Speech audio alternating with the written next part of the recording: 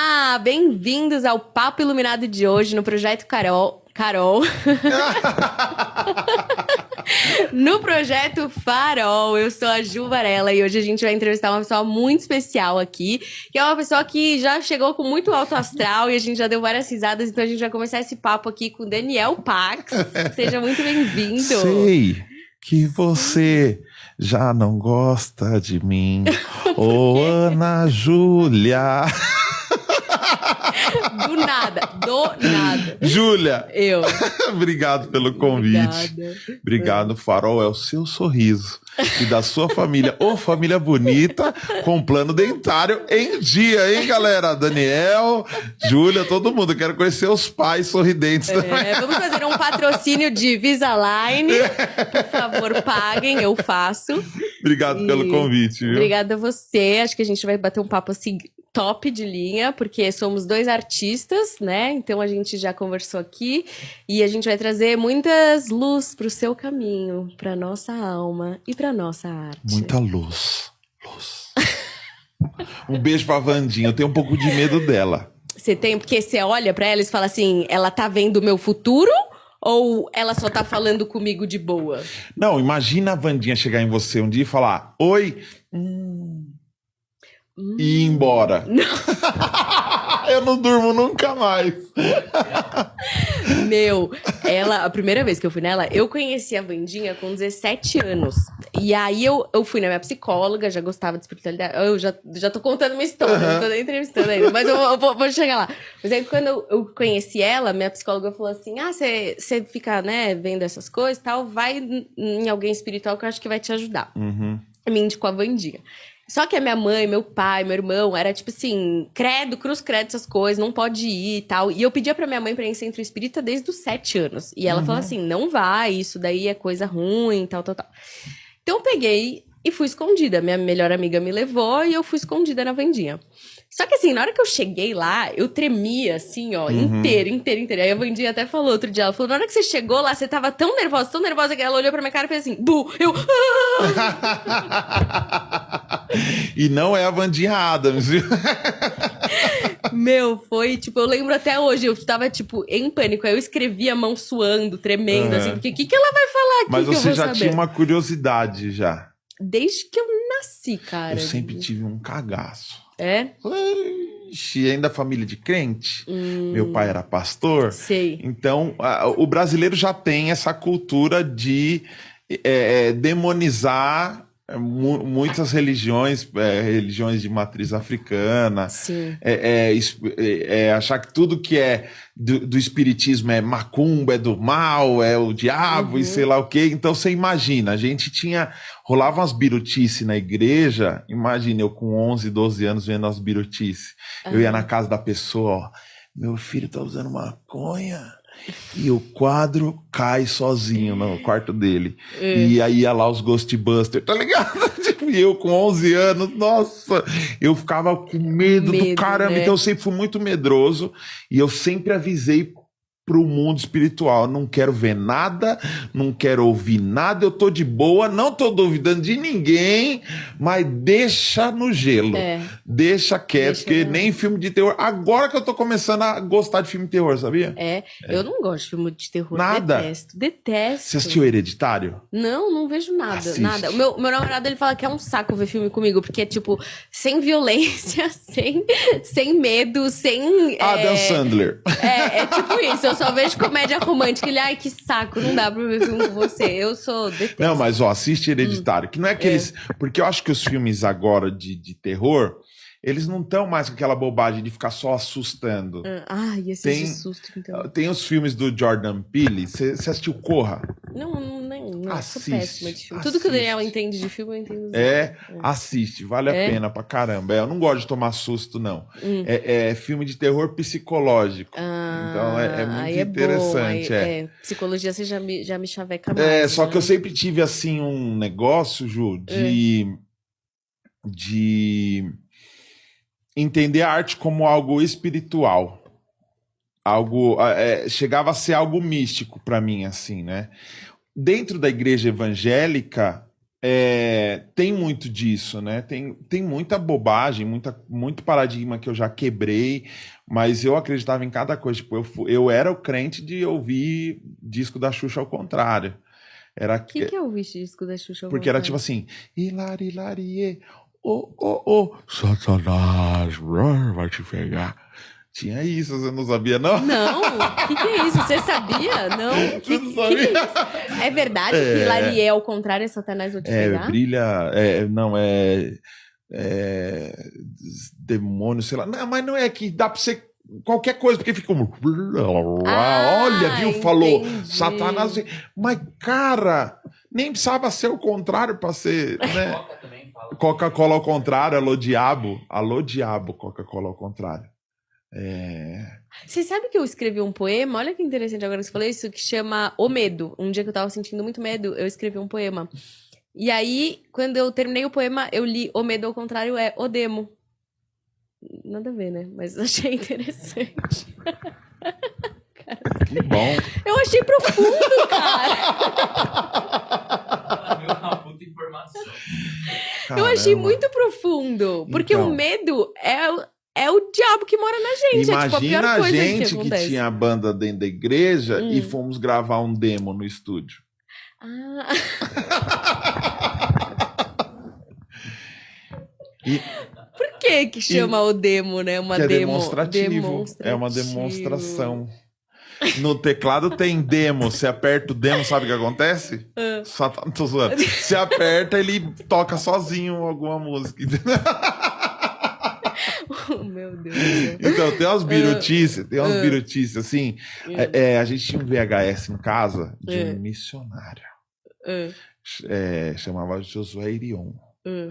Ele ficou uns meses longe de casa e aí ele falou que comprou um box da Disney para as filhas dele. E ele percebeu que quando ele voltou para casa, as meninas estavam esquisitas, diferentes e tal. E ele começou a estudar Disney.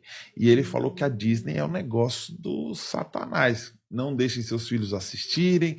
E aí ele foi achando alguns easter eggs, né? Algumas coisinhas, algumas coisas escondidas, que algumas realmente ele achou que com certeza alguém do estúdio zoou e fez a parada. Então, olha a capa da Pequena Sereia, tem um pênis ali. Essa do pênis é famosa. Em todos os personagens da Disney tem um pênis. Né? Quando o Rei Leão morre, aparece a palavra sex no céu e tal, e como se isso fosse fazer alguma diferença na vida de uma criança que assistiu ali, viu o leão morrendo e quis transar. Eu não vi nenhum caso desse, né? Mas era uma birutice. E quando você é criança, quando você tem essa...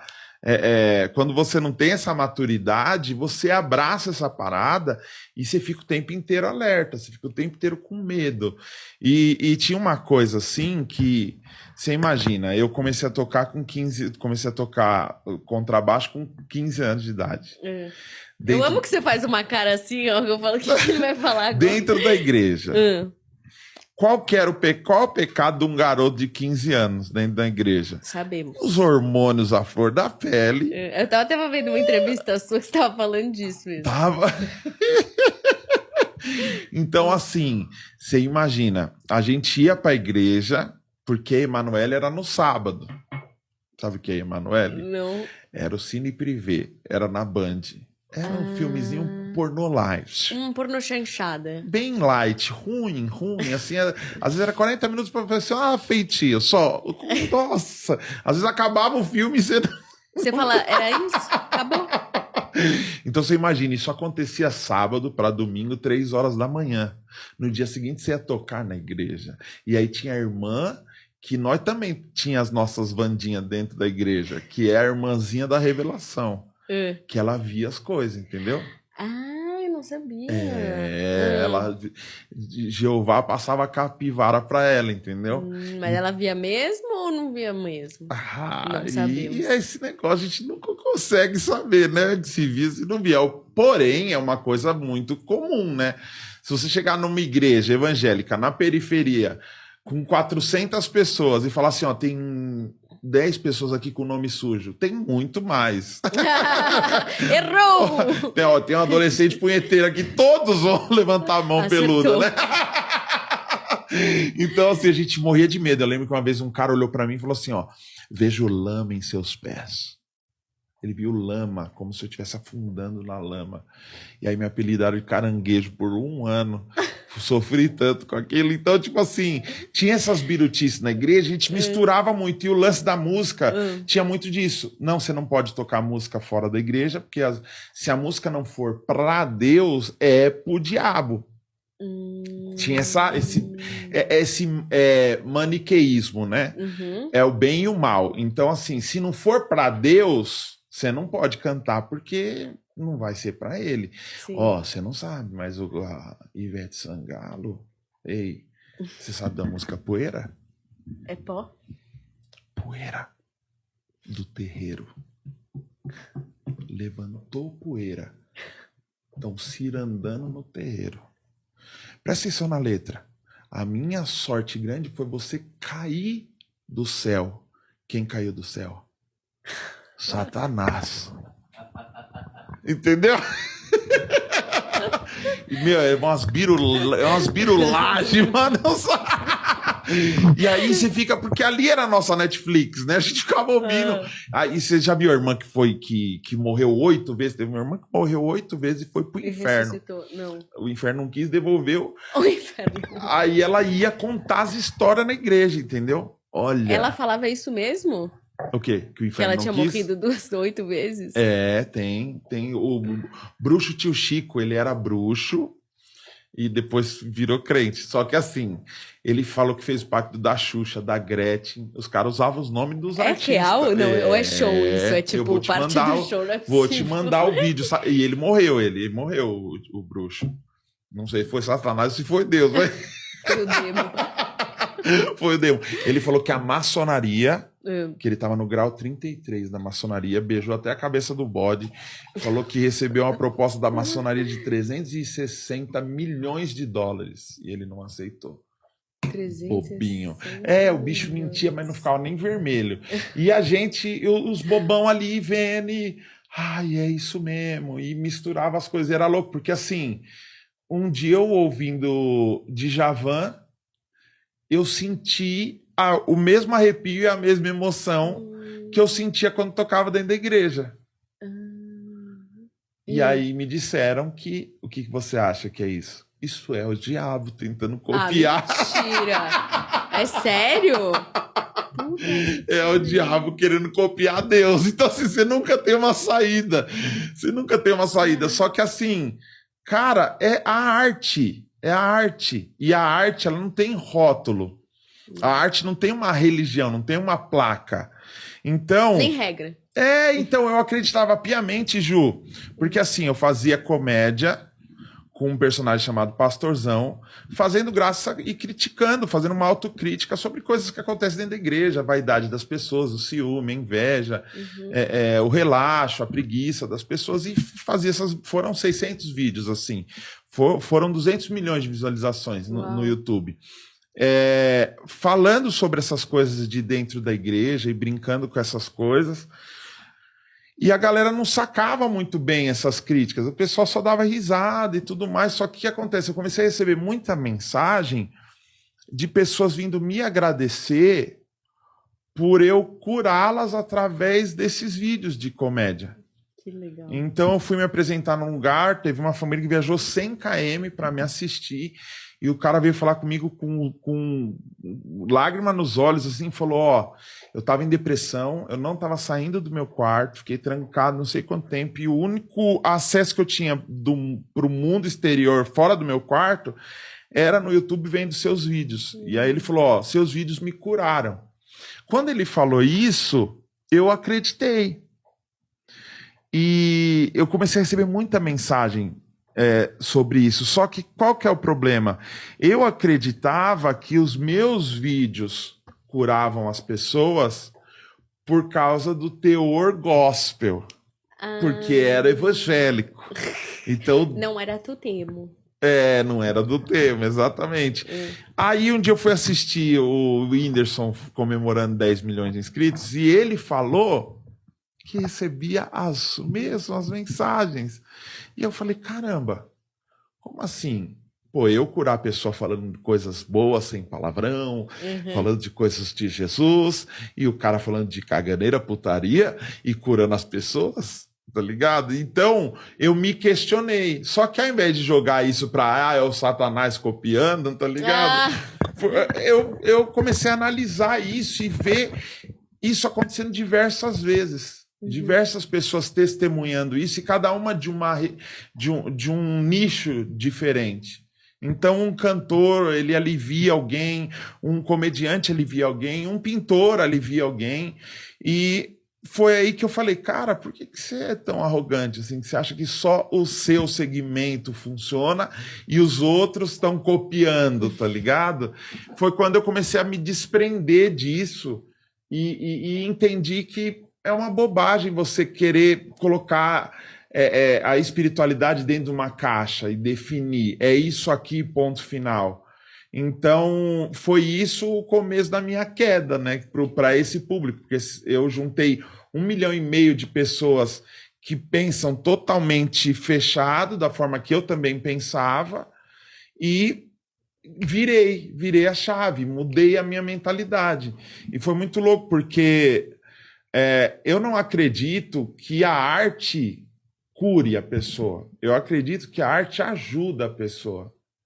Eu não acredito na arte como terapia. Eu acredito na arte como uma ferramenta terapêutica. Sim. Então, assim, eu posso ajudar um cara depressivo com uma piada, mas eu não vou curar o problema dele. Ele precisa se medicar, ele precisa procurar um profissional. Então, eu vivi uma época que dentro da igreja o pessoal falava que, pô, você não precisa ir no psicólogo, quem tem Jesus não tem depressão.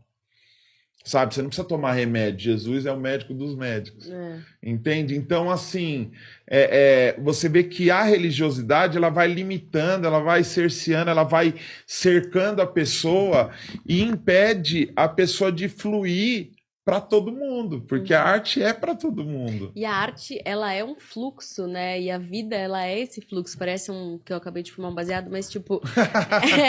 porque eu acredito muito nisso, assim, que o fluxo da vida é esse lugar sem barreiras. Porque eu acho que a espiritualidade, todas as religiões, quando você analisa, ela fala de fraternidade, ela fala de amor, ela fala de compaixão, ela fala de ajudar o próximo, das ações e tal.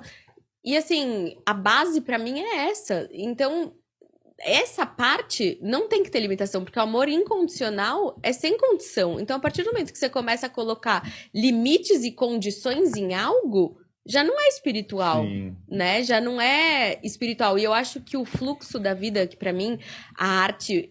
A graça do artista é quando você entra naquele estado de fluxo, né? Aquele estado de flow criativo que de repente as coisas acontecem e você escreve um texto, faz uma piada e de repente você fala, nossa, foi incrível, nossa, uau, o que é isso? Né? Você já experienciou isso, né? Sim, pra caramba. E esse estado, pra mim, é a conexão com o seu próprio divino interno. E aí eu acho que é nesse lugar que você consegue acessar essas informações que você traz pras pessoas que ela fala, cara, me curou. E às vezes essa cura é um insight, é uma virada de chave que nem que você teve, que você ouviu alguém falar, ou você dá risada de algo que pra outra pessoa é uma coisa super difícil de lidar, e ela fala, nossa, olha como ele lida bem com isso, talvez eu possa lidar bem com isso também, sabe? E então eu acho que a arte, ela tem esses dois lados, né? De quem faz a arte e se cura em si próprio, né? Porque, não sei, eu acho o que a gente tava falando antes da entrevista começar.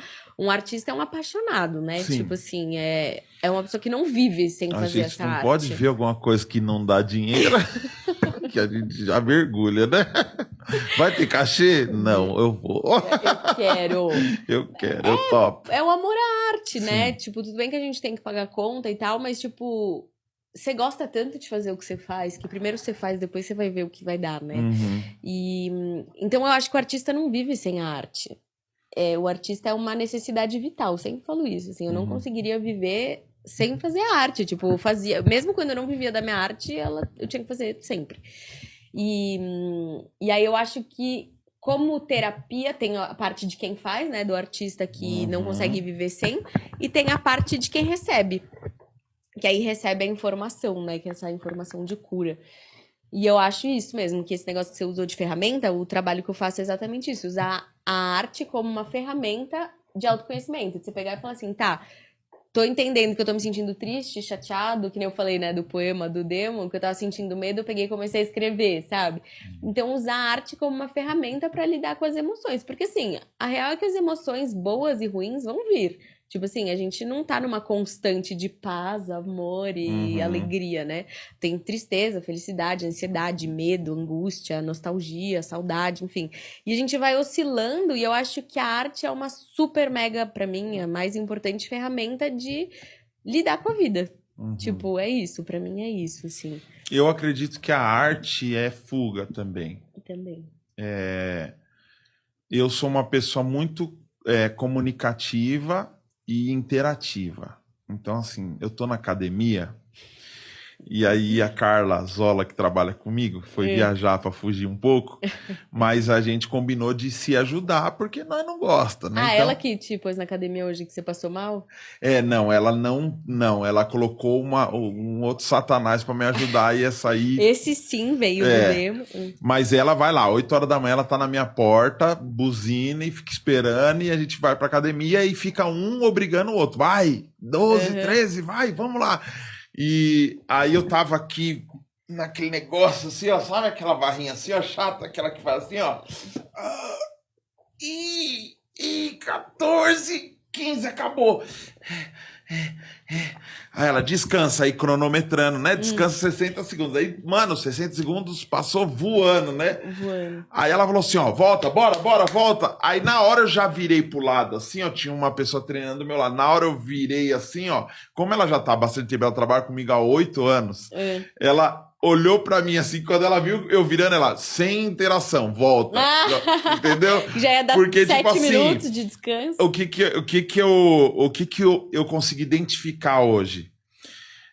Eu lembro de desenhar desde muito pequeno. Muito pequeno mesmo. Minha família lembra de eu desenhando e fala que eu já, com 3 anos, eu já estava fazendo os rabiscos e tal, e mostrando. Buscando uma aprovação. Desde Olha o pequenininho. problema morando aí, né? Buscando aprovação. Olha o que eu fiz. Uau, tá lindo! Nossa, você pode trabalhar no Maurício de Souza. Eu lembro disso. Você tinha aprovação, então? Oi? Você tinha aprovação? Então, eu buscava através da arte, porque talvez estava faltando em outro lugar. Tá.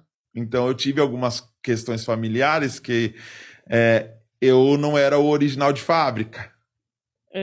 O meu pai, de criação, casou com a minha mãe quando eu tinha 9 meses. Eu era de outro pai. Original de fábrica. Entendeu?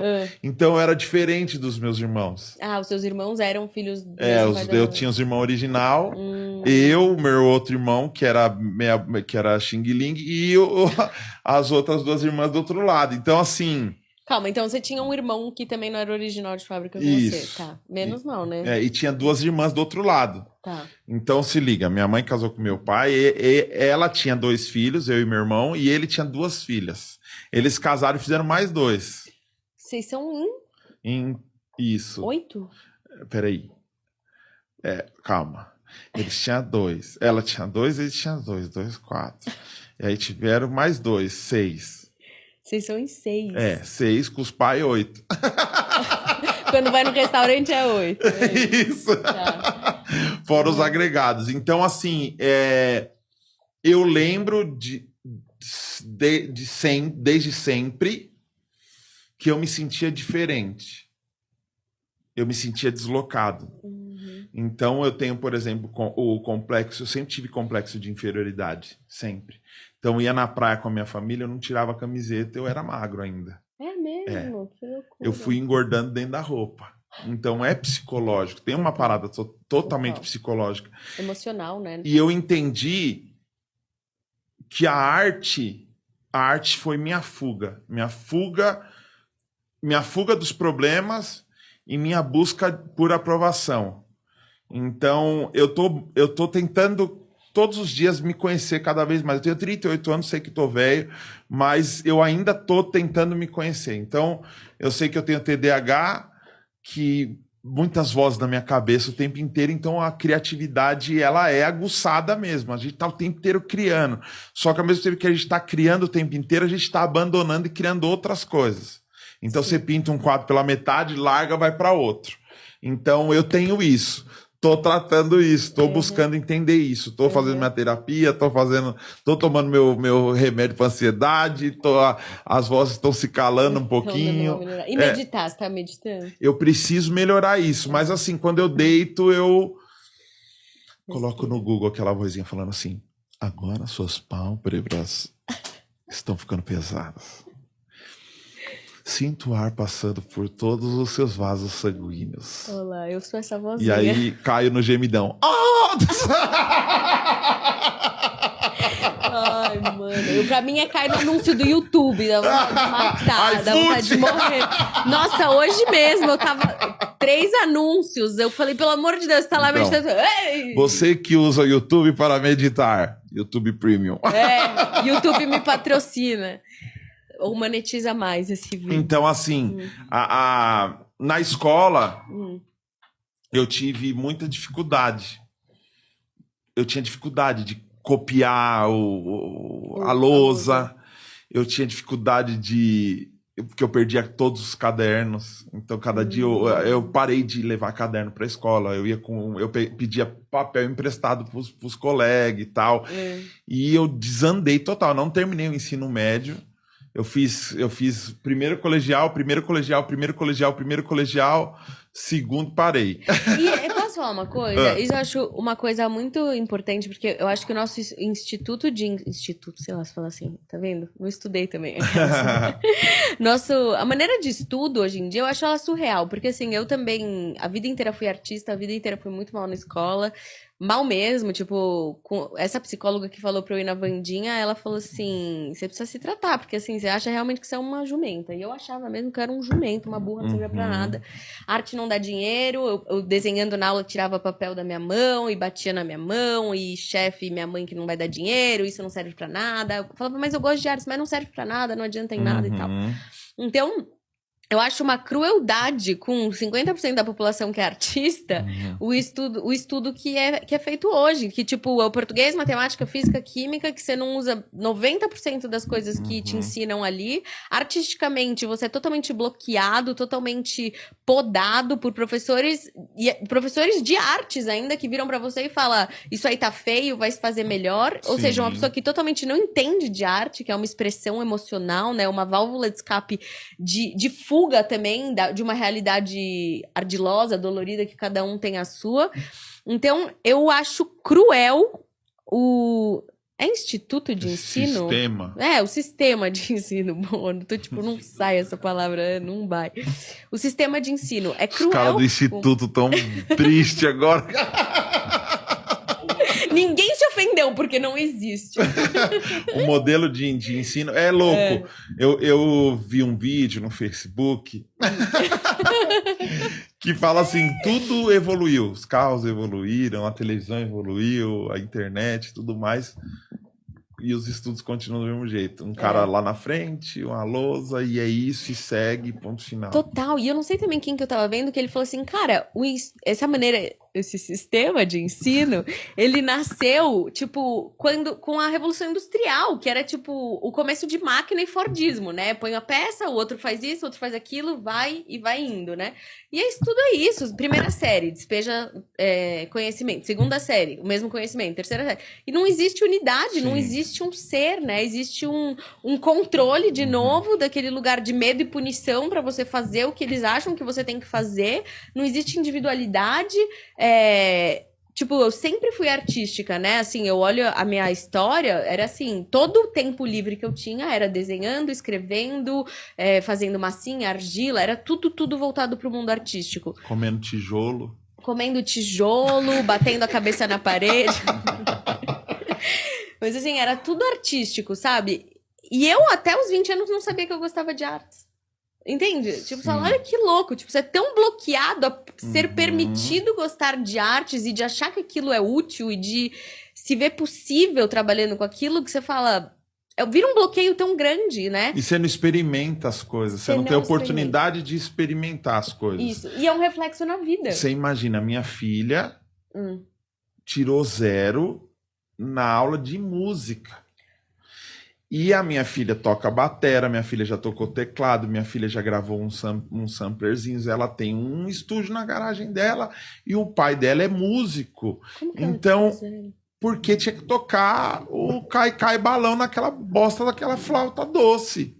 Aí, caramba, é tão engessado, é tão limitado que a própria criança acaba se sentindo incapaz porque tinha que ser aquilo, tem que ser aquilo. Então não tem uma liberdade, não tem não olha como um macro, é um negócio assim, ó, só tem que cumprir isso aqui, fazer isso aqui acontecer e ponto final. Essa pandemia, ela desestruturou muitas escolas porque os professores não têm, muitos professores não conseguem gravar um vídeo. Não consegue gravar o vídeo, porque ele está acostumado com isso. É isso aqui, eu venho aqui, eu falo, e não sei, como não estão filmando, eu posso falar meio que... As pessoas não se prepararam para isso. Então, eu passo muita dificuldade com a minha filha, a Bruna, ela tem 11 anos e ela é fora da caixinha, ela é muito parecida comigo, entendeu? Então, a gente passa muita dificuldade, porque ela é extremamente inteligente, mas se sente totalmente incapaz dentro da escola. Então, eu não acredito que seja só uma questão de ser artista. Foi o que eu falei, tem o lance do TDAH, hiperatividade e outras coisas que eu acho que ainda bem que hoje a gente tem mais conhecimento e a gente consegue mais informação para se conhecer melhor. E aí vem a minha crítica à espiritualidade. Que é onde a galera acaba exagerando e é onde eu venho com o meu ceticismo e hoje eu prefiro pôr o pé no chão, que é sempre achar que, pô, meu filho é agitado, é alguma coisa, tem que dar um banho de não sei o quê, tem que fazer isso aqui, aí se é na católica é 20 Ave Maria, se vai na evangélica não tem que dar o dinheiro, né? Se vai na outra não, é banho de não sei o quê, tem que... Então, caramba, nem sempre é espiritual, às vezes é só uma questão de adaptação e de entender que nós somos diferentes, porque eu acho que isso também é o bonito da arte, é a diferença. Se eu for agora no seu ateliê e você me der uma tinta lá, não vai ficar igual, por mais que eu já desenhe, por mais que eu tenha uma forma de me expressar. Então, essa liberdade, parece que a cultura e esses padrões, que tudo é padrão. Hoje não, né? Desde que o mundo é mundo, tudo é padrão. O relacionamento é padrão, por isso que hoje tem tanta homofobia, né? Cor é padrão, por isso tem tanto racismo. Então, assim, esses padrões que são impostos vão fazendo você se bloquear. Aí vem a questão do bloqueio criativo também, né? Tipo, caramba, imagina, eu mesmo com toda a minha criatividade, com a minha cabeça a milhão e com todos os meus talentos que eu sei que eu tenho, o meu maior inimigo sempre foi o perfeccionismo. Não tá bom, não tá legal. E eu posto as coisas, eu postava as coisas com dor, não quero postar. E aí a galera, isso é incrível, isso é muito bom, isso é muito legal. Mas se uma pessoa criticasse, era ali que eu ficava. Aí vai o coraçãozinho. Entendeu? Então eu acredito que a espiritualidade, ela precisa estar totalmente ligada, com a realidade. Sim. Então hoje o que eu enxergo, Ju? Que não tem nada mais espiritual e nada mais incrível do que você ter empatia, do que você ter compaixão, do que você ter sensibilidade de olhar uma dificuldade, de entender, pô, eu tô no meio da comédia, que é um meio machista pra caramba, que é um meio racista pra caramba, que é um meio que quer falar tudo que acha que tem direito de falar tudo. E por mais que são, o que eu vejo assim, né, pessoas muito sensíveis, porque o artista ele é mais sensível, não tem como. Esse lugar de ofensa, né, e do riso em cima da ofensa, né? Sim, assim. sim. Então, faz 10 anos que eu faço comédia. A minha comédia sempre foi depreciativa. Então, também é uma forma de aceitação. Sim. Se eu fizer uma piada aqui de gordo, você vai dar uma risada e a gente vai ficar de boa, porque eu já fiz a piada. Então, ele é de boa, ele é tranquilo e eu venci. Entende? Então, assim, o bullying que eu sofri na infância, na escola, hoje eu morro de medo, porque eu tô vendo minha filha também passar um pouco por isso, porque ela é muito tímida, porque ela tem essa cabeça diferente. Eu tenho medo que ela passe a mesma coisa, entendeu? Então, esse bullying que eu passei na escola, eu consegui meio que reverter isso fazendo piada, desenhando. Então, usando a arte como um mecanismo de defesa, como um mecanismo, às vezes, de ofensa, e como um mecanismo de fuga e de aceitação. O pessoal começou a fazer fila para eu fazer caricatura dentro da escola. Que legal. Entendeu? Só que isso não me rendeu boas notas. Entendeu? Sim. E nem a valorização da escola, porque isso que eu penso, se a gente tivesse um sistema de ensino que fosse valorizar o indivíduo, porque o que eu acho a gente está indo para um caminho de máquinas. Não tem como negar que em 30, 50 anos, já tem um estudo, né, que 70% das profissões vão ser substituíveis por máquinas. E máquinas são robôs pré-programados, que obviamente devem ter humanos por trás, mas claramente muito menos do que antigamente. Enfim, se a gente for seguir essa teoria, né, de que vão ser substituídos por máquina, o que nos diferencia? A essência de cada um, a criatividade, o que de fato cada um a maneira que a pessoa age, o amor ao próximo, a fraternidade, enfim, quem você né, a sua essência. Porque o que você vê hoje, assim, que eu acho que o artista, ele consegue, de uma certa forma, ele precisa quebrar padrões. Porque ele não é aceito, né? Tipo assim, eu acho que o papel do artista vem muito desse lugar de quebrar padrões porque o padrão é mais fácil. Você tem uma sociedade que te coloca muitos limites e que te fala, faz isso, faz aquilo, casa assim, casa tal idade, tem filhos em tal idade. E tenha empregos seguros, que te paguem o seguro de saúde e tal. E aí, na hora que você pega e fala assim, tem algo maior dentro de mim que eu preciso fazer, que eu preciso expressar, que eu preciso falar pro mundo, você vai contra a sociedade, você vai contra todos os artistas desde os primórdios, né? E aí, quando você faz isso, você tá sendo você. Você tá vivendo a sua essência, né? Porque existe algo mais forte do que você. Por que eu comecei a falar tudo isso? Não lembro. Mas é o seguinte, o artista sofre muito no nosso país. E existe uma problemática. Como o nosso país é muito novo, e é um país... Eu acho que o Brasil é um país muito imaturo. Sim, com certeza, em termos sociais. Então a gente não sabe lidar com algumas situações, e aí a liberdade que a gente está falando agora, que seria algo legal, que seria algo bacana, acaba sendo usado de uma forma errada. Então, por exemplo, a gente podia discutir aqui homeschooling, né? Então, para que eu posso sentar com a minha filha e preparar um negócio muito legal e dedicar um tempo para ela e tudo mais. Aí eu caio no lance da doutrinação, do que eu acredito, e eu transmito da forma que eu acredito. Você imagina hoje se fosse liberado o homeschooling no Brasil e o próprio pai pudesse educar a criança? Se eu sofri e se eu fui tão alienado frequentando uma igreja só de domingo, você imagina o tanto de criança que vai se tornar um adulto péssimo por causa dos ideais do pai dentro de casa, que acredita que a Terra é plana. Que acredita que... Imagina isso, sabe? O pai ensina isso pra criança. Entendeu? Tipo, caramba, eu vou ensinar pra você, hoje a aula vai ser sobre... Tá, e aí você vai contar como? Você vai falar... Você vai contar a história do Hitler e vai falar que ele era legal, tá ligado? Porque tem gente que acredita que tem gente que tem justificado algumas coisas. Então, assim, essa liberdade é muito complicada, porque quando que a gente vai chegar nesse nível de maturidade de confiar a educação para os nossos filhos e de entender que ele pode ser quem ele quiser, que ele pode fazer o que ele quiser, porque é aquele negócio. Né?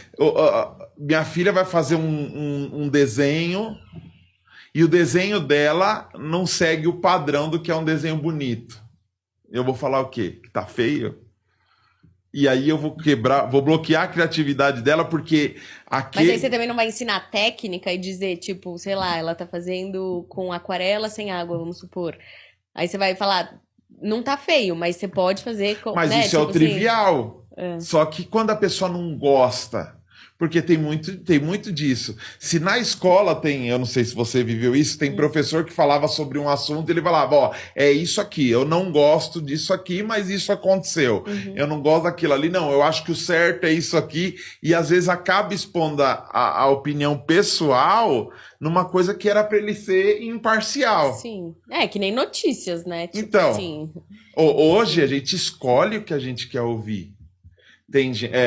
Quando se fala de política, tem rádio, tem emissora de TV. Tipo, quero ouvir de direita, quero alguém que compactue com o que eu penso. Não, vou ouvir de esquerda. E é louco que eles têm sido na internet alimentados diariamente, e não dá para rebater, porque a verdade é aquilo que ele recebe, a verdade é aquilo que ele alimenta. E o próprio algoritmo, né? Tem aquele documentário de algoritmos que diz que o próprio algoritmo, para te manter mais tempo na tela, que é como eles ganham dinheiro, eles começam a colocar nessa tela coisas que te agradam. Que te agradam, exato. Então, se você é de direita, vai ter só coisa de direita. Se é de esquerda, só de esquerda.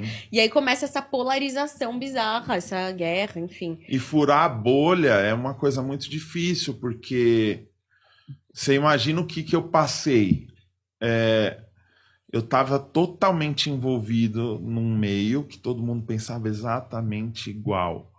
E uma hora eu chego e falo assim, não acredito que seja dessa forma. Você é o rebelde, você não presta, você é demonizado. Mas quando eu fui pra minha área espiritual, que eu virei e comecei a falar, cara, tipo, porque é isso, a minha família era totalmente contra, que bizarro, que coisa louca, essa coisa de gente doida e tal. E aí eu fui, tipo, cara, eu vejo, as coisas acontecem, tipo, não posso negar uma coisa, tipo, porque assim, a partir do momento que você não vê, você fala, talvez não existe, mas a partir do momento que você começa a ver, começa a ter provas de algo, você fala... Você pode não ver, mas pra mim é real, né? Então você começa a entrar nesse conflito também, né? De tipo, eu vejo, eu acredito e a família tá contra. E você tem que quebrar essas barreiras por algo que você é. Mas eu acho que, de uma certa forma, todo esse processo que a gente vive, que às vezes é desafiador, né? O bullying, o eu nunca ter podido pensar em arte quando eu era pequena, enfim, todas as dores que a gente passa, parece muito piegas, mas quando a gente olha pra trás, a gente fala, tá, hoje em dia eu trabalho com desbloqueio criativo porque eu fui tão bloqueada criativamente, porque eu não pude nunca nem pensar em viver de arte, porque eu nunca nem pude exercer a minha arte, porque não existia espaço, que hoje é como se eu falasse assim, cara, eu descobri um caminho que sim, eu posso viver da minha arte. Hoje eu vivo 100% da minha arte. E aí eu pego e falo assim, eu não posso não contar para as pessoas qual é esse caminho, entende? Tipo, eu acho que é um pouco o processo que você viveu também, de virar e falar, eu dei aula outro dia para um grupo e tinha uma criança de 9 anos. E aí, um dos meus exercícios é no fluxo criativo, né? A gente faz uma meditação, a gente entra nesse espaço de fluxo, de conexão consigo, com o seu coração e tal. Energia. Se quiser, a gente faz depois. Você trouxe alguma coisa pra tocar ou eu tô doida? Não. Não? Ah. Não, porque eu achei que você tinha trazido o violão. Não sei porquê. E aí, e depois que a gente Tá vendo coisa já, começou. Você não tá vendo aqui? Você não, uma bateria aqui. E aí a menina de 9 anos, 8 anos, sei lá, novíssima, ela falou assim, ai, foi tão bom, tipo, eu pude pintar do jeito que eu quis, porque a minha professora disse que eu pinto tudo errado e que tava feio. Ela tava assim, triste, ela não queria mais pintar, sabe? E eu falei, cara, ela tem 8 anos, sabe? Tipo, eu vivi isso a vida inteira e é horrível você não conseguir se expressar, porque no fundo é a válvula de escape. Aí a hora que te tiram isso, você não tem mais como pôr isso pra fora. E é a Sim. tal da emoção que vai vir de qualquer jeito. As emoções vão vir, né? Uhum.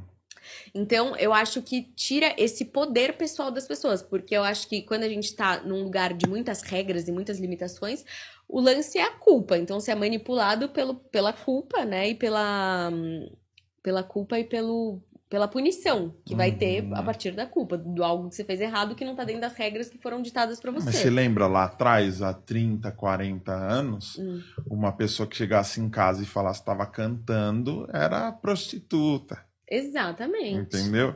Hoje, a galera não entendeu ainda. Em 2023, nós ainda estamos passando por isso, porque as pessoas estão o tempo todo julgando. Não, a menina tá fazendo um OnlyFans, ela também é isso. Uhum. Ah, uma mulher tá dançando no TikTok com a roupa curta, já é convite, ou ela tá vendendo alguma coisa.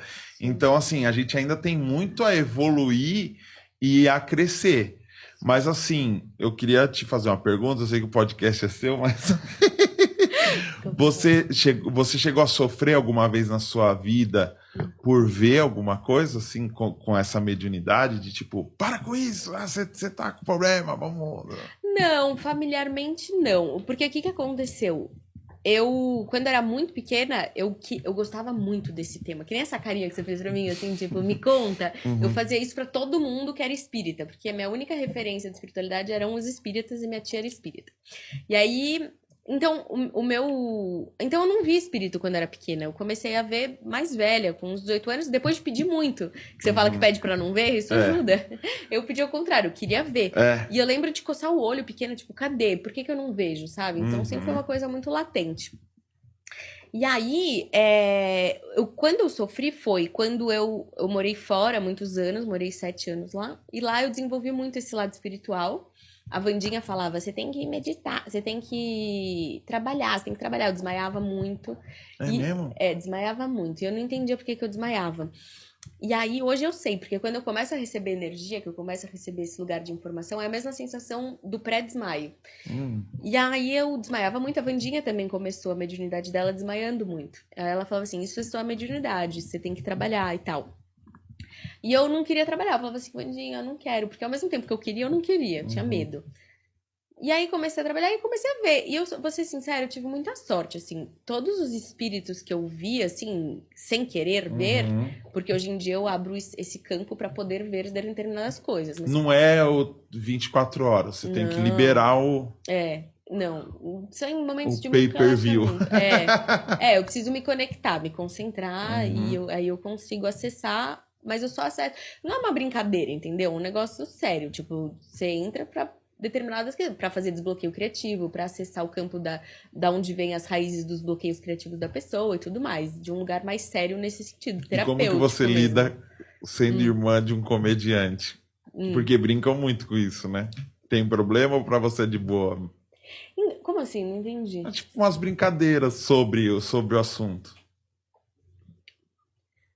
Não, ele nunca fez muito, sabia? Mas você não liga Não, se a pessoa brincar com isso, por exemplo.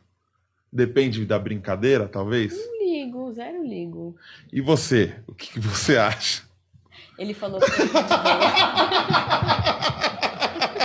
Nossa, o time foi perfeito, que a câmera tava bem...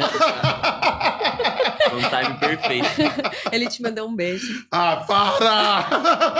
Para! É mentira. É brincadeira. Mas aconteceu uma coisa comigo no ano passado que eu queria abrir aqui pra você em primeira mão, exclusivo. Exclusivo. Eu lembro do Danilo Gentili. Exclusivo. Eu tive 2 perdas ano passado que... Lembra que eu falei que a arte era uma fuga e tudo Sim. mais?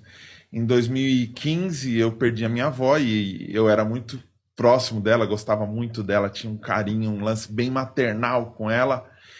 E quando ela faleceu, eu estava gravando.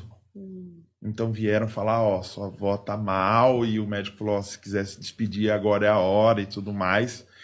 E na hora eu falei assim, eu não vou. e continuei gravando. E a galera até achou, caramba, ele tá gravando um vídeo de humor, dando risada e tal.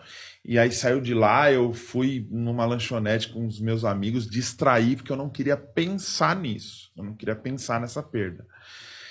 E ano passado eu tive essas duas perdas que foram perdas importantes, que foi o meu pai, que é esse meu pai de criação, e o meu sogro. Então, duas figuras muito fortes na família. E eu achei que, mais uma vez, eu iria conseguir fugir e eu não ia me focar nessas perdas e tal. E eu tive muita insônia, tive umas crises de ansiedade, falta de ar e tudo mais, e estou me medicando agora. E eu percebi que o que eu fiz? Eu parei muita coisa minha e foquei em uma arte, em uma só arte, que meio que me aliviou num momento ruim. Então, o que acontece? Eu fui tocar junto com o Patrick Maia há 1 ano. E quando eu fui tocar com ele, o meu pai foi internado e o meu sogro estava internado. O meu pai descobriu um tumor e o meu sogro pegou Covid. Quando eu fiquei sabendo disso, eu fui tocar com o Patrick Maia, com a galera da banda Que Nunca Se Viu, que a gente tá tocando até hoje, faz 1 ano. E aí o que eu fiz? Eu comecei a largar outras coisas. Então parei um pouco meu podcast, parei de ir nos podcasts como convidado. Eu percebi que eu fui largando coisas, inclusive coisas que sustentavam a minha casa, e fiquei nesse projeto da banda sem ganhar nada e ainda investindo. E aí, analisando, avaliando agora no final do ano, eu percebi que foi isso, que foi um lance tipo, como eu tive esse primeiro aviso do que ia vir e do que ia acontecer na banda, e ali é algo onde eu me realizo artisticamente, eu acho que eu abracei isso, só que aonde que eu me prejudiquei? Eu me prejudiquei porque foi como eu falei, como era um projeto novo, eu não estava ganhando dinheiro e eu abri mão de outras coisas para focar só nisso. E ainda sofri porque tecnicamente a banda não é minha. Então eu queria o meu som, eu queria o meu detalhe, eu queria a minha expertise numa banda que começou agora. E eu larguei a minha parte musical e fui para esse projeto musical. Então você vê que às vezes a gente até culpa os outros, porque eu cheguei nesse ponto de culpá-los porque não estava rolando da forma que eu queria, porque eu coloquei toda a minha energia nisso. E eu acredito que eu fiz isso por causa dessas duas perdas, entendeu? Sim. E eles... E eles estão... né? Total. Eu acho que quando a gente lida com uma dor, né? Independente da dor que seja, a gente busca ferramentas para sobreviver, né? E eu acho que a gente também tem essas crenças societais de que o tempo todo a gente precisa estar produzindo e fazendo dinheiro e ganhando mais. E a gente esquece das coisas que dão prazer pra gente. E de se cuidar. E eu acho que hoje mesmo eu sentei pra meditar e eu tava me sentindo culpada, porque eu cheguei em São Paulo, é muita coisa, eu sinto que eu preciso dar atenção pra todo mundo e tal, e aí eu às vezes sou grossa com alguém da família, ou não sou a pessoa que eu gostaria de ser, e aí a gente começa a se chicotear, né, de tipo, pô, deveria estar trabalhando mais, deveria ter focado no podcast, não deveria... Mas às vezes eu acho que a gente precisa se cuidar, sabe? A gente precisa fazer o que o nosso coração pede, de repente... Foram duas perdas importantes, né? Dor importante e, às vezes, o que você precisava era daquilo, né? Tanto que foi o que você fez. Provavelmente o seu espírito precisava estar ali, cuidando de você, pondo pra fora, liberando essa dor e digerindo essa dor, né? Pra que você talvez volte agora pros outros projetos mais fortes, ou que você vire e fale, não, eu quero a minha banda, ou eu quero continuar, não importa. Mas eu acho que a gente precisa passar por um processo de ser mães de nós mesmos, sabe? De se acolher, de não se julgar. Porque se a gente tem tanto julgamento no mundo, tanta crítica, tanta chicoteada, é porque a gente não faz isso com a gente, sabe? E a gente só consegue ser amoroso com o outro quando a gente ama a gente mesmo. A gente só consegue ser bom pro mundo quando a gente é bom pra gente Sim. primeiro, né? Então, eu tenho trabalhado muito isso nos meus cursos e tal, esse amor próprio mesmo, de me acolher. E eu acho que esse lance que você falou da arte, do perfeccionismo, acho que é um lance de todo artista. E tem uma coisa que eu falo muito no meu curso, que é a oportunidade no erro, né? Que eu pinto de uma maneira muito intuitiva. Eu sei pintar também para encomenda, fazer coisas Sim, específicas. mais artesanais. Mais de acordo com o gosto do cliente, mas o que eu gosto mesmo, que me dá tesão mesmo, é pintar fluidamente. É o que sai de dentro, É o que não sai. de fora, né? Exatamente. Então eu medito, conecto. E quando o cliente confia, ele recebe a arte que ele precisa. É engraçado porque chega uma arte que a pessoa até fala, meu Deus, como você sabia disso? Chegam palavras, chegam imagens, enfim, é super legal. Mas o que eu ia dizer é que na hora que eu tô pintando, Faz um quadro pra mim. eu faço. Mas eu vou pagar com arroba. Com arroba, gosto, pode ser também. Stories.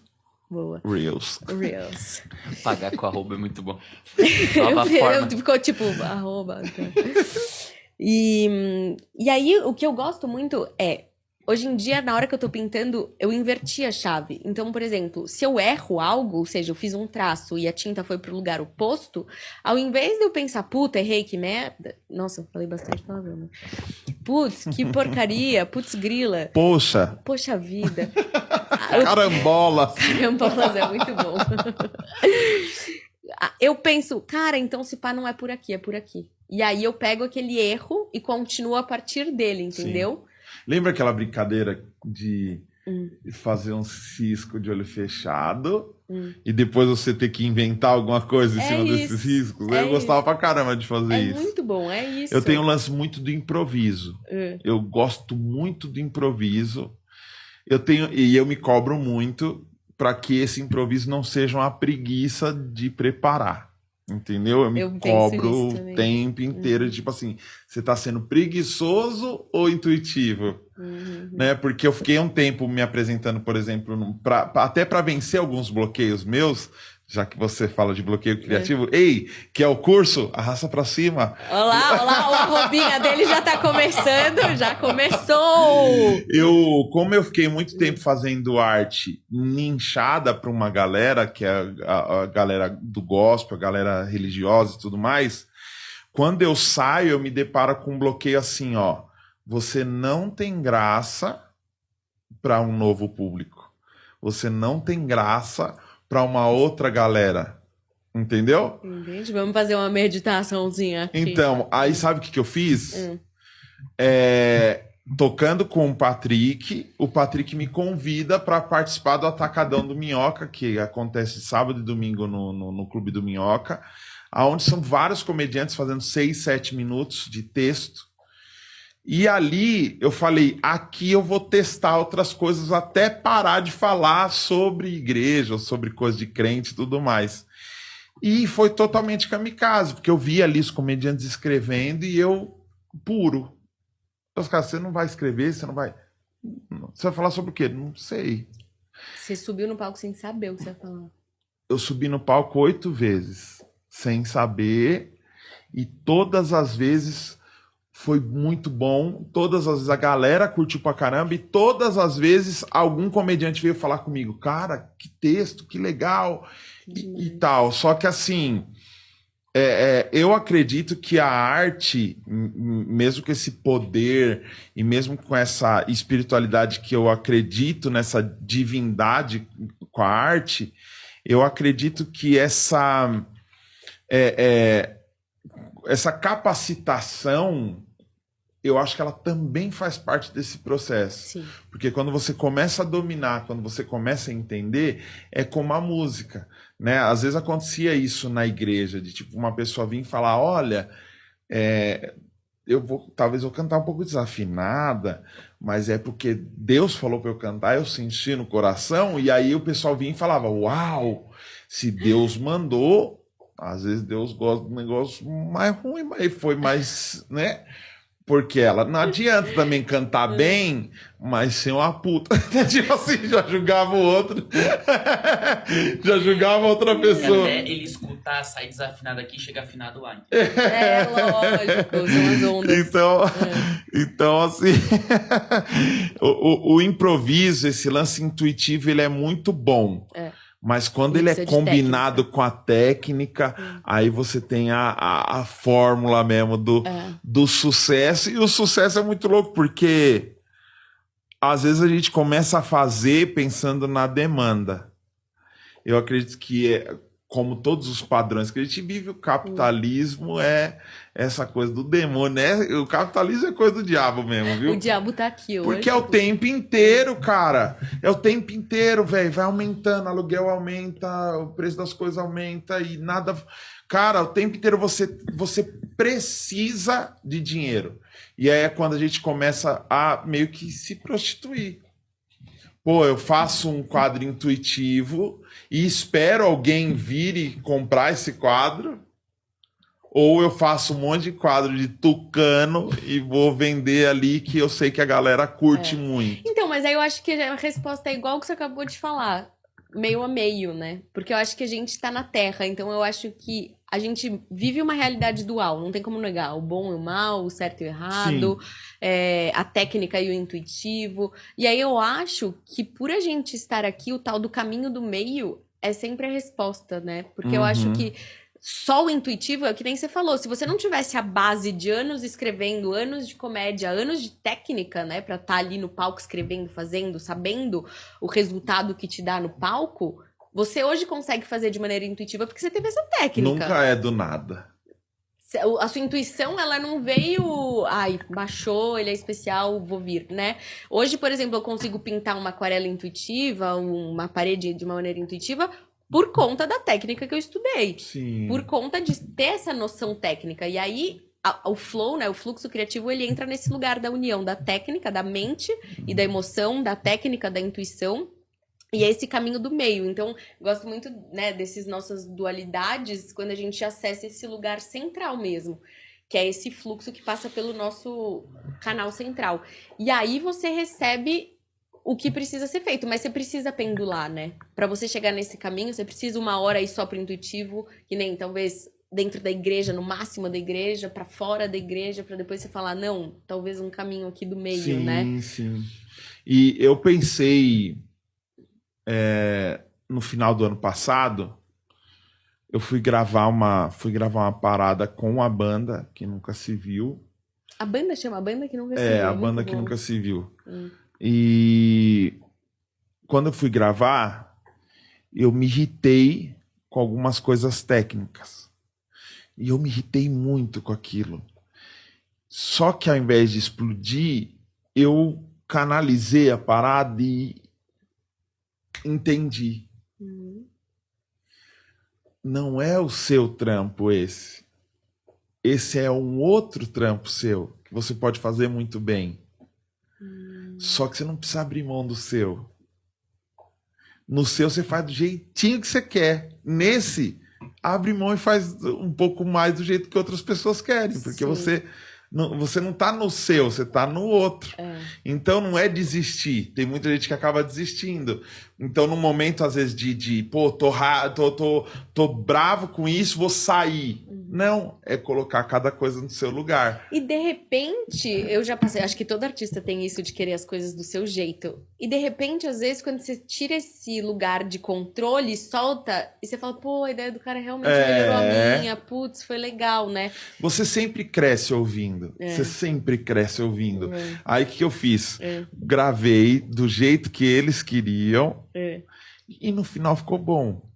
E aí eu marquei um ensaio na outra semana com a minha banda. Fazia tempo que eu não tocava, chamei os caras, vamos. Passei minhas músicas para eles. Quando chegou no ensaio, eu falei, vocês ouviram as músicas? Eles, lógico, porque a gente é músico. Eu disse, sim, ouvimos. Porque eu já estava me acostumando com a nossa pegada da banda que nunca se viu, que é um negócio mais assim, não ouviu, vamos tirar agora, vamos criar agora. E aí o menino contou e eles tocaram a minha música do jeito que eu queria. Eu parei assim, com 20 segundos de música no estúdio, assim, parei, comecei a gritar e falei, cara, era isso, velho. Nossa, que bom! Voltei a mandar de novo, é do jeito que eu quero. Caramba, é isso, é o que eu acredito, tá aqui. E a banda, que é algo que me aliviou no momento que eu precisava, onde eu fiz amizade, onde funcionam coisas muito bem, tá aqui e não tem problema. Eu posso fazer muito bem aqui, fazer muito bem aqui. Eu tenho uma dificuldade muito grande por ser meio que showman. Tudo para mim é um evento, tudo para mim é um show. Então eu vou aqui no podcast, nunca é um só. Não, tem que ser o melhor, tem que ser. Assim, vai ter que ser assim divertido, também. vai ter que ser não sei o quê. E aí tudo eu ponho essa energia demais. E eu só precisava dar uma equilibrada. E aí, nesse dia que eu gravei do jeito que ele queria e meio que entendi, eu fiz uma analogia na minha cabeça, meio biruta, mas funcionou muito bem. Que eu entendi que eu tava meio que querendo colocar uma parada 220 no 110 e o 110, tipo assim, caramba, calma, ó, o seu podcast tá aqui, você faz seu podcast Do jeito que você quiser. tá. Aí seu quadro tá aqui, você faz desse jeito aqui, todos você vai fazer muito bem, e vai ter um que você vai fazer muito bem, mas é o Tucano que pediram pra você fazer, você vai fazer. Mas que você gosta também, porque tá senão tudo... no momento Exatamente, né, você não tá lá, né? Porque no fundo, a palavra que você usou, que é o tesão. Se não tiver tesão para fazer, aí é quando a parada acaba de verdade. Eu acho que é por isso que a arte pode ser muito perigosa, se você não entender exatamente o lugar dela e a situação,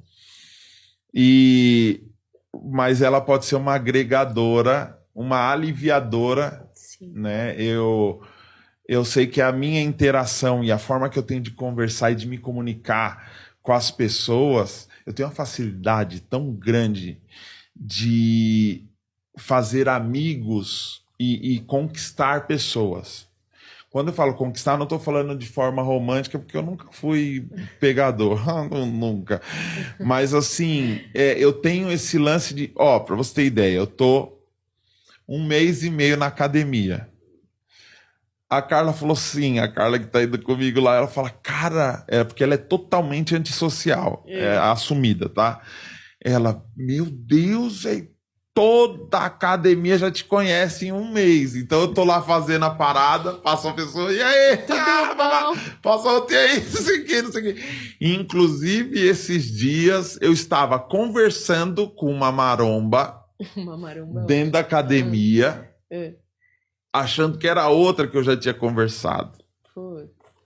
E agora as duas são minhas amigas.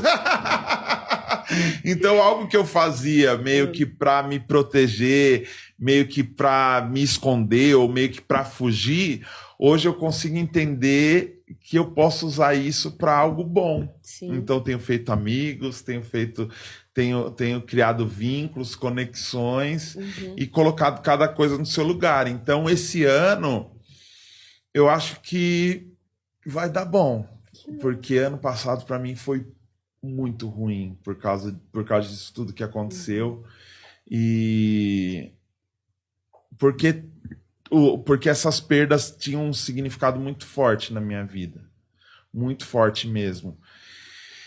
E só que eu tenho que liberar e deixar ir, entender e tá tudo certo e parar de pensar que porque acabou para eles vai acabar para mim logo, porque você começa a fazer cálculos. Porque toda pessoa que morre você pensa, não tem como refletir. E a arte parece que a arte, às vezes a gente tem a impressão errada de que a arte tem prazo de validade e tem data, então assim, caramba, será que eu tô muito velho para dar certo? Será que a minha música vai falar com o jovem? Caramba. Mas você falar com o jovem? Então, só que vai falar com o velho com a camiseta do Brasil. De repente. Com a camiseta do Brasil, é muito bom. Na frente de um quartel. Não, mas eu acho ouvindo Sérgio Reis. Quando a gente entende, né, os bloqueios que a gente tem um exercício que é muito legal, né?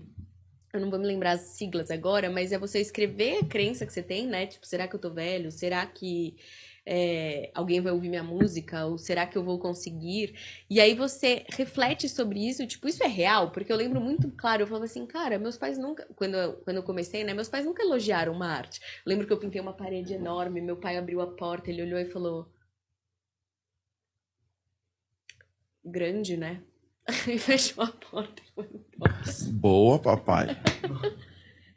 E o time do silêncio também dá aquela alegria, né? Você fica, tipo, na expectativa, assim. Por isso que hoje ela é assim. A minha mãe, ela zero sensibilidade. É. Zero. É. Eu lembro que eu tava ouvindo uma música, e a música era assim: mãe, tanta coisa aconteceu. Mãe, tal, o tempo se passou e eu não sou mais um menino, eu cresci. E aí eu já, né, uau, chorando. E tava perto do Dia das Mães, eu tirei o fonezinho, mãe, vem cá. Ela tava lavando louça, o que é? Eu falei, vem cá, ouve isso aqui. Aí ela sentou, eu pus o fone.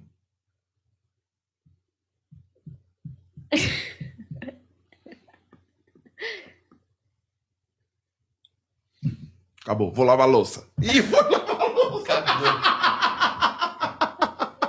É foda, é foda. É complicado. Às vezes, assim, a gente tem que tomar cuidado.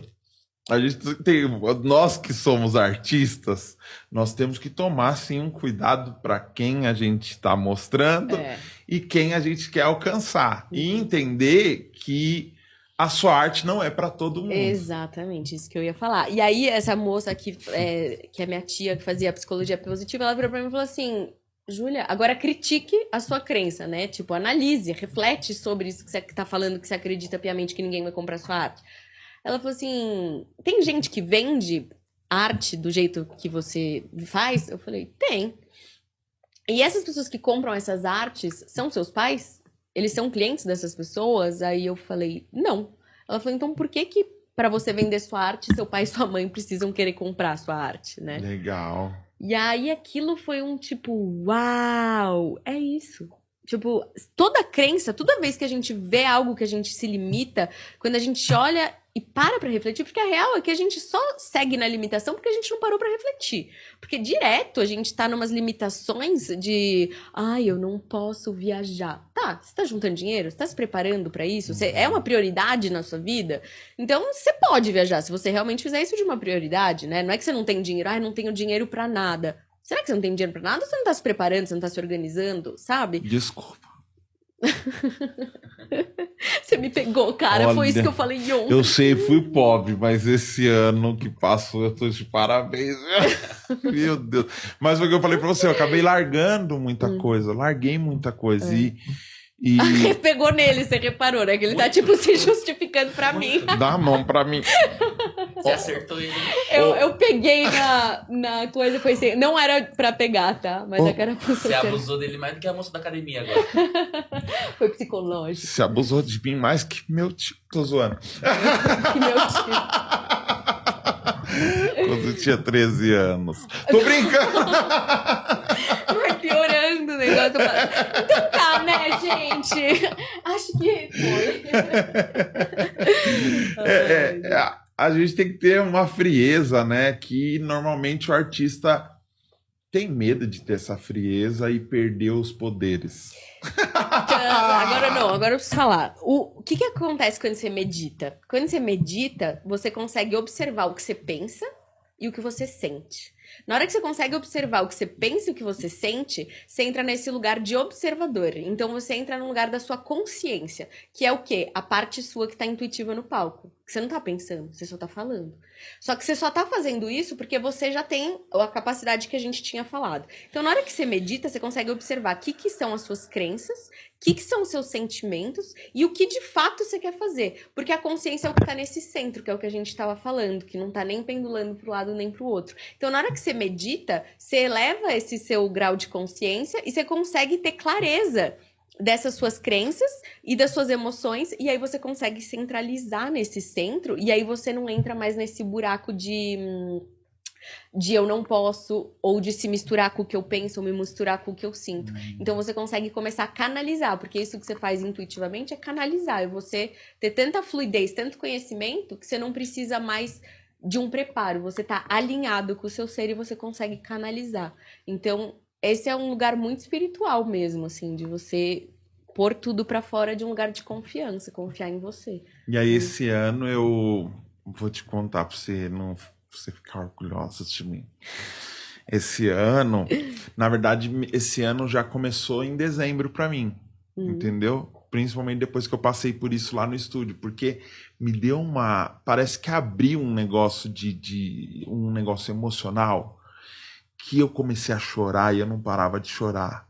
E eu fiquei emotivo, e eu abracei o pessoal, falei, obrigado, que é a primeira vez que a gente tocou, meu pai, meu sogro, não sei o quê, e todo mundo chorou junto, o pessoal da banda, e quando a gente tocou, veio uma emoção do caramba, porque eu tive uma carga muito pesada, também por causa dos hates e tudo mais, porque foi o que eu falei pra você, como eu tô comunicando uma coisa diferente, eu recebo muito ataque e eu provoco também muito a galera. Então, assim, pra você ter ideia, em outubro do ano passado, eu cheguei a perder, em um mês, eu perdi só no Insta 50 mil seguidores. 50 mil. É muita gente. 50 mil é muita gente. Não tô falando de número Felipe Neto, não tô falando de... Pensa em 50 mil pessoas deixando de te seguir, mano, falando assim, não quero, não concordo. E às vezes te xingando, e te criticando e tudo mais. Eu achei que isso não ia me abalar. Eu achei que isso não ia me abalar. Eu fiquei 10 dias de cama. 10 dias. Eu tava com uma dor que era o nervo ciático. Uma dor. E eu fiquei um dos bailes da banda sem tocar, deitado em casa, vendo meu filho, vendo minha família ali, e eu sem conseguir levantar. E aí eu vi como eu era importante me movimentando direito. E aí em dezembro eu comecei a fazer uma academia, dieta, terapia. Tô passando na psiquiatra, tomando remedinho ansiolítico. Tô tomando sertralina, fiquei loucão nas primeiras semanas. Nossa, eu fiquei... Eu tomei uma época, era isso, o diabo batia nas caras. Era horrível. Eu fiquei meio... Ainda tô um pouco. Eu não me adaptei, eu não me mexi. Mas você parou? Eu troquei de remédio na época. Ah, tá. Mas me fez bem porque eu só tomei por causa das crises que eu tive, de ansiedade, e pensamento, um monte de pensamento ruim e tudo mais.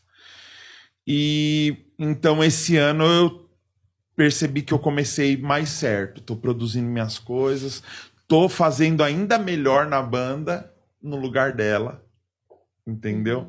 Aprendi a falar alguns nãos.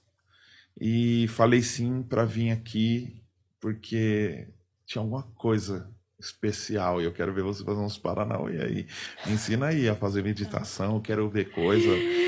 Você quer? Vamos. Então vamos fazer uma meditação rapidinha. Você já meditou, nunca meditou? É que a gente acha que A gente acha que meditou, né? E não meditou nada. Aquele negócio do YouTube? Que negócio do YouTube? Agora suas pálpebras.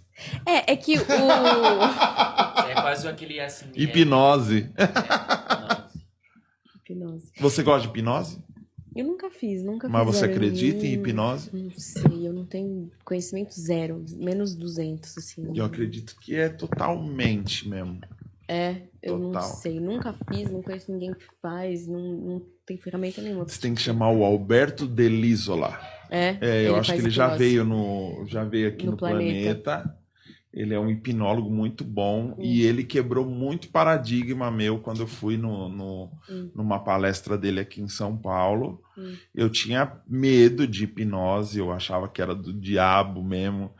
E é muito louco, porque quando eu fui na palestra, ele trouxe a história e explicou de uma forma física, de uma forma humana, como que funciona, entendeu? E aí eu vi que não é uma parada mística, é uma parada da mente que também é espiritualidade, né? Porque eu não sei se você acredita nisso, e se eu fui ensinado assim, que a alma é a mente, que é o espírito, a alma e o corpo. Não sei se você acredita nisso, nessa tricotomia que fala. Eu acredito que existe essa tricotomia, mas eu acredito que a alma, ela é assim, a mente está dentro da alma, mas a alma consegue observar a mente. Entende? Não. Não entende. Tá, Não, você tipo descolou minha alma do cérebro agora. Aí agora eu não consigo mais entender. O que eu acredito é que você tem a sua alma, que pode ser a consciência que a gente estava falando, e essa consciência, ela tem com ela, de parceiros, digamos assim, a emoção e a mente. Mas que essa alma, ela consegue observar a mente e a emoção. E essa alma, ela é soberana ao que você pensa e ao que você sente. Ela é como se ela fosse superior. E no momento que ela é superior, ela consegue observar o que você pensa, porque o que você pensa nada mais é do que um reflexo das suas experiências passadas. Então, tudo que você viveu, você vai tirando conclusões e aquilo vai entrando no seu modo automático e você vai vivendo de maneira automática tudo aquilo que você acredita sobre você, que sua mãe te disse e você acreditou e tal, Sim. tal. E aí, essas crenças são as suas crenças limitantes e que você consegue liberar essa crença limitante somente a partir da consciência, que é a observação de que aquilo é limitante e a ação. Tá, então eu não consigo vender meus quadros porque eu acho que meus pais não vão comprar. Eu observei, vi que meus pais não são meu cliente, meu público-alvo. Vejo que tem público para minha arte, faço a ação de continuar produzindo e vendendo a minha arte, e aí eu quebro essa crença limitante e eu já não mais preciso experienciar isso. Porque a partir do momento que eu já vi que eu não preciso, né, da aprovação do meu pai e da minha mãe, que eu posso vender minha arte, que eu vendo de fato, essa crença se dissolve. No momento que essa crença se dissolve, o que acontece? A mágica. Seu pai e sua mãe começam a achar lindo o que você faz. Então, por quê? Porque eles só estavam refletindo a minha própria crença. Caramba, então quando você medita, é a sua alma olhando para sua mente, é isso? Isso. Observando as crenças que te limitam. Me ensina. Mas eu sou meio idiota, tá? Tá. Eu tenho muitos problemas com coisas muito sérias e silenciosas.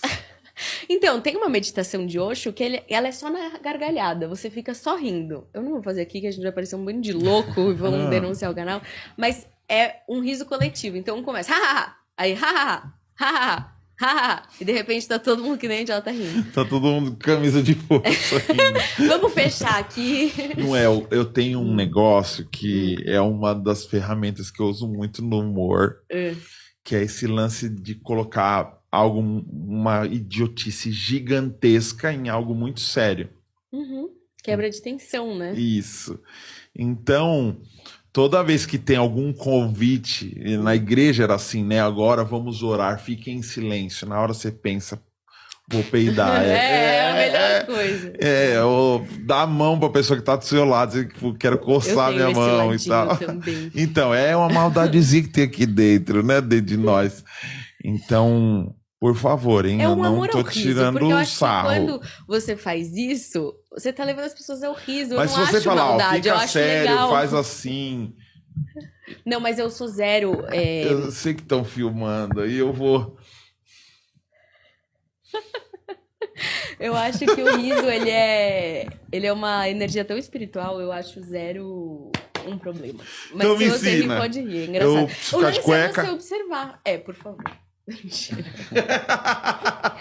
O lance é você se observar, entende? Tipo, tô com vontade de rir. Tá bom, ri, mas aí observa por que você tá rindo. Qual é a vergonha, entende? É observar. Nada tá certo e nada tá errado. Verdade. A partir do momento que você observa. Então as pessoas falam pra mim, tô me sentindo que eu quero rir. Tá bom, por que você quer rir? Só observa. Pra mim tanto faz, entende? É uma observação sua com você mesmo. Sim. Entende? É isso.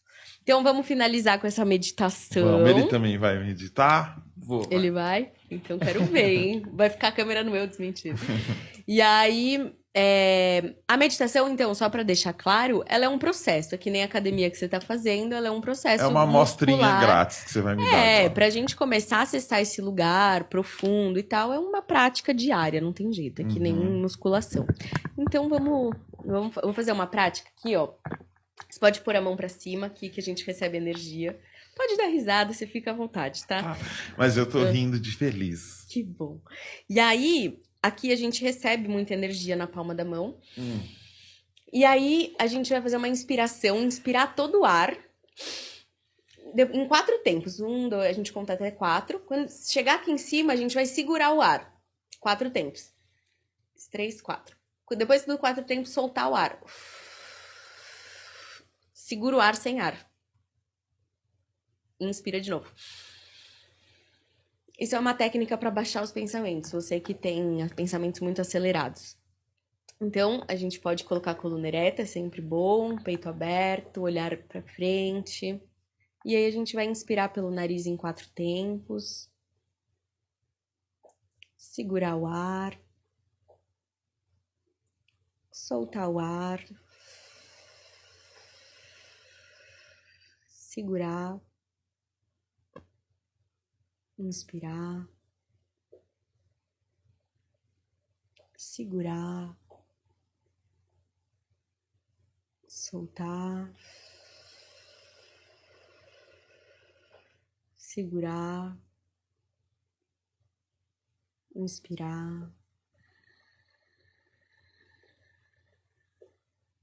Segurar. Soltar. Segurar. Inspirar.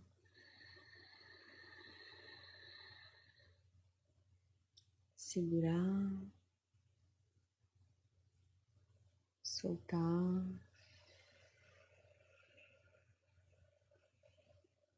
Segurar. Inspirar. Sustentar. Soltar todo o ar agora de uma vez pela boca. Agora a gente vai observar os efeitos dessa prática. Observar os nossos pensamentos. Observar o nosso corpo. Observar as nossas emoções. O que eu tô sentindo? O que eu tô pensando? E eu observo esse pensamento e deixo ele ir. Observo essa emoção e permito com que ela exista. Observo o meu corpo. Observo se tem algum lugar que me pede um pouco de atenção. Observo a temperatura do ar. Observo a temperatura do ar que entra, do ar que sai. Eu vou me conectando com esse lugar que é que é o meu coração. Eu vou observando o centro do meu peito.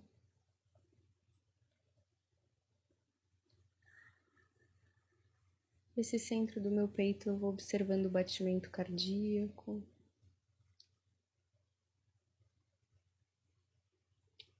E percebendo como esse centro se conecta com absolutamente todo o meu corpo. Esse centro,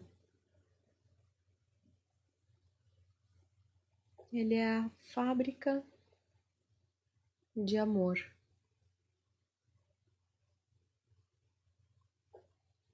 E esse centro ele tem a capacidade de levar para todo o nosso corpo o amor que a gente busca fora, na aceitação,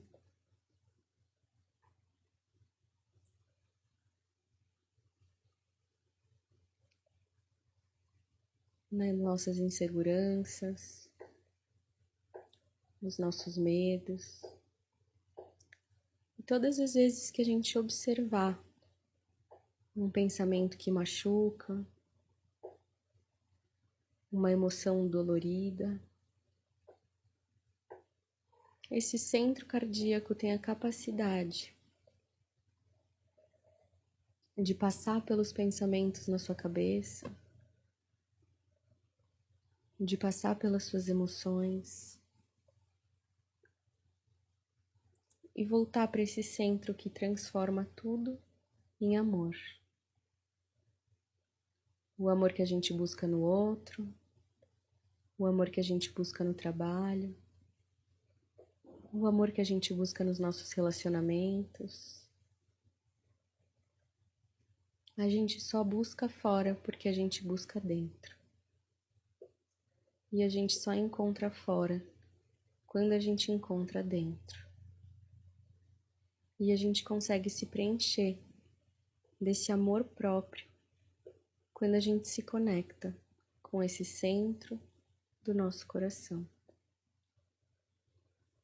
Então agora vamos dar o comando desse coração circular todo esse amor que existe em nós, trazendo essa memória da coisa, da pessoa, da situação que a gente mais ama nesse mundo.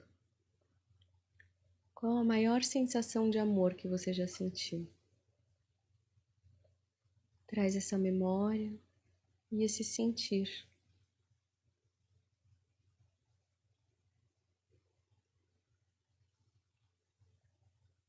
E perceba como esse amor, ele mora dentro de você. Ele é só seu.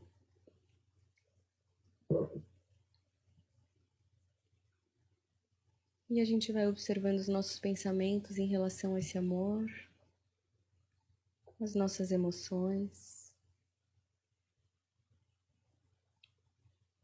E sentindo essa força que somos nós.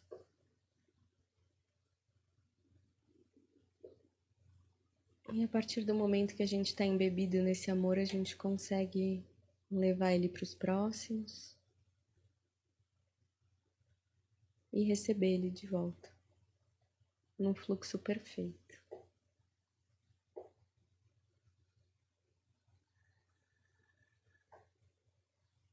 E envoltos nesse amor, a gente pode começar a perceber o ambiente, a voltar para onde a gente está, a sentir nosso corpo, a se movimentar.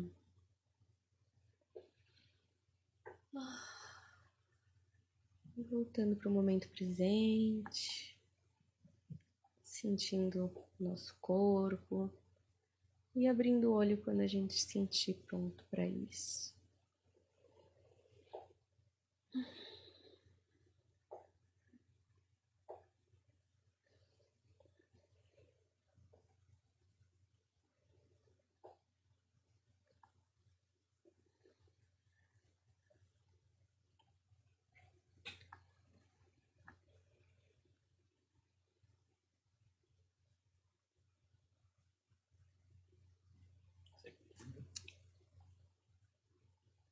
Eu zoei vocês. Parece que ele dormiu. Ele falando, será que ele tá dormindo? Eu tava tipo... Em algum momento eu pensei, será que ele dormiu? Ele não tava com cara de quem Mas tava foi dormindo, bom mas pra eu achei que ele tava caramba. concentrado É, ainda, eu falei, tipo, cara. curtindo o Nossa, negócio. foi bom. Não, eu fui saindo e aí, como eu sou um idiota, eu falei, eu vou ficar um tempinho a mais, vou ver quanto tempo eu aguento. E eu segurei a risada. Achei bom, achei bom. Nossa, mas é muito bom. Você gostou? Eu vejo imagens. Você viu imagens? É. É? Esse é o ponto. Eu vejo as imagens coloridinhas assim, ó. Olá. Quando você Nossa, a falou do mediunidade centro, assim, ó. assim. Tlim, tlim, tlim, tlim. É. Vê alguma coisa? Não, mas é assim que começa, você desenvolve, né? Todos nós somos médiums, na verdade, né? Todo mundo é. E aí você vai desenvolvendo pouco a pouco a partir dessa prática mesmo, de silenciamento, observação. E aí você começa a observação inconsciente, começar a observar as imagens do seu cérebro que trazem para você a compreensão de você. Então, como se você sonhasse acordado. Então, você recebe essas informações a partir de imagens e dessas imagens você vai se entendendo. Que nem a analogia que você fez da tomada, é a mesma coisa. Você começa a se compreender através de imagens. Que voz doce que você tem. Depois da meditação eu fico tão fofinha, Ela né? fica mais... Bem que por isso que eu acho Quem que vê, você pensa. não meditou no começo, o programa foi bem mais acelerado. É. Você foi ver, geralmente quando você medita no começo, você tá sempre Mas tranquilo. quando a gente começou a entrevista, eu ia fazer a meditação. Aí você puxou o assunto, aí me veio a informação. Tipo, é como se eu sentisse que eu tinha que fazer no final. Aí eu falei, vai ser no final. Então é isso. É Ficou isso. bom. Aí você vai confiando nessa intuição e vai vida que segue. Lê minha Mas mão é isso. agora. Acho que eu tenho que tomar banho. Ah, isso é óbvio. Com o cabelo molhado, cara. Eu não tenho a menor ideia de fazer isso. Mas, meu, amei. Gostou? Amei, gostei muito. Foi muito alto astral. Foi altíssimo astral. Fizemos um tempo bom? Foi 1h30 que nem vi passar. Foi ótimo, então amei. tá Foi super bom. divertido, alto astral. Acho que a gente falou de coisas super legais, ao mesmo tempo emotivo. Foi assim, uma montanha-russa, intenso, como nós. Que Gostei. demais, que Foi demais. mara. Obrigado, Júlia. Gratidão. Obrigado, Daniel Varela. Muito obrigado, Humberto Rosso, que foi quem entrou em contato comigo. E ele falou, eu acho que tem tudo a ver. Ele falou, como você fez o lance do pastorzão, acho que é legal vocês trocarem ideias sobre espiritualidade e tal. E gostei de verdade do nosso papo. Como eu falei, minha cabeça fica a milhão o tempo inteiro, mas eu tava aqui o tempo inteiro, e na meditação também eu consegui calar um pouco as 6 vozes. Nós estamos muito felizes de estar aqui. Meu, gostei muito também, foi irado, eu adoro esse papo, assim, pra mim isso aqui é estar nesse fluxo das coisas acontecerem e virem papos incríveis, enfim, amei, real, assim. Todo sucesso do mundo ao Nossa. Projeto Farol. É isso. Um abraço aí pro Instituto de Ensino. Um abraço, não sintam-se ofendidos. Muito obrigado pro nosso técnico. Eudes querido. Eudes. É nóis. É nóis. Obrigado. Valeu demais. Você quer divulgar suas redes? Alguma coisa? Ah, não. Não, é o Daniel Pax. O Claro Daniel que ele Pax. quer, perdeu 50 mil. Se não quer, deveria estar querendo. Tem mais gente pra perder lá. O Daniel Pax, é só me seguir. Boa, no YouTube e no Instagram, né? No Instagram, Boa. no YouTube. E a banda não tem show? Nada ainda? A banda que nunca se viu teve não show. Não tem como ter show. Teve show em janeiro, né? Que foi com a Nani People, né? Que a gente tá tocando com ela, estamos fazendo banda pra ela. E em fevereiro a gente volta toda segunda-feira no Clube do Minhoca. É o baile da banda que nunca se viu, sempre com um convidado diferente, um convidado legal. Já tivemos lá Nani People, Luísa Posse, Lúcio Mauro Filho, Robson Nunes, o Rodrigo Teaser, que faz o Michael Jackson, né? Que toca os covers do Michael Jackson. E é uma banda de comediantes, não é um show de comédia, é um show de música, onde a gente coloca um monte de ideia e criatividade nas músicas.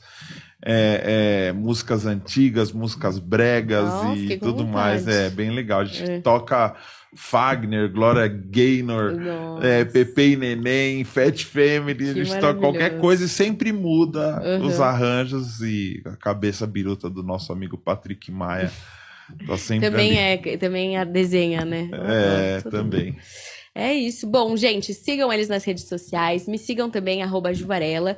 E se você quiser participar de um curso de aquarela e desbloqueio criativo presencial aqui em São Paulo, todo mês eu faço. E também tem meu curso online de aquarela e desbloqueio criativo, que a gente vai falar muito sobre os bloqueios criativos, como desbloquear, meditações, como pintar aquarela, técnicas básicas e unindo isso tudo que a gente falou de técnica com intuição para que a gente possa chegar nesse lugar de canalizar informações, de autoconhecimento e de realmente se conhecer melhor para a gente saber lidar com as emoções e com as situações difíceis da vida. É muito, muito legal e é mágico. Então, segue lá que a gente vai se falando. Vejo vocês por lá. Um beijo, valeu, tchau.